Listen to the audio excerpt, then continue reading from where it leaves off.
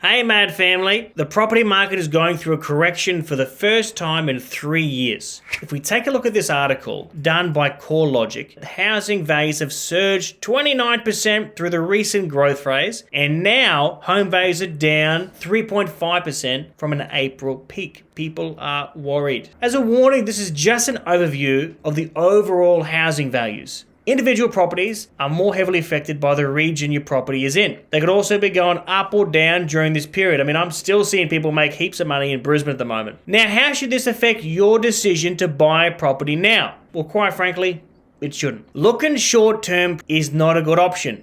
This is in my personal opinion, because that's not what we Aussies do. We don't hold properties for weeks or months. Guys, don't just trust me on this.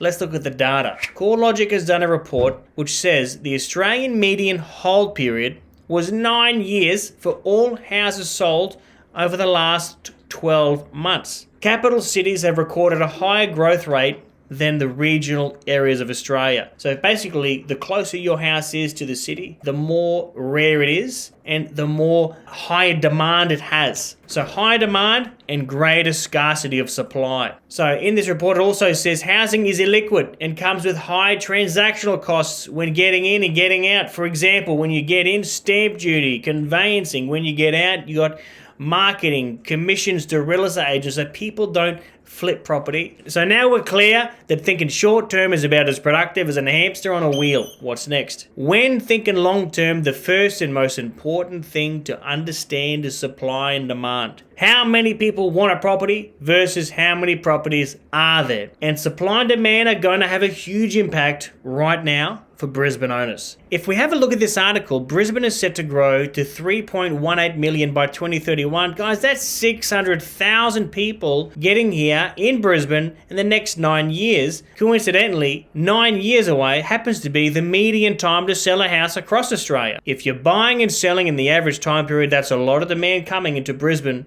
for your next buy and sell date, isn't it? And Brisbane Council knows this. They're betting on it. And not even Brisbane Council, guys, the casinos know this. Have you seen what's happening in Brisbane? They're building a $3.6 billion casino. $5.4 billion on underground train systems. We've got 2 gateway bridges. The Howardsworth Wharves. Guys, it's happening. I've got mates from down south. They come to Brisbane and they can see it's changing. We're no longer a country town anymore. Now, here's where it's getting tough.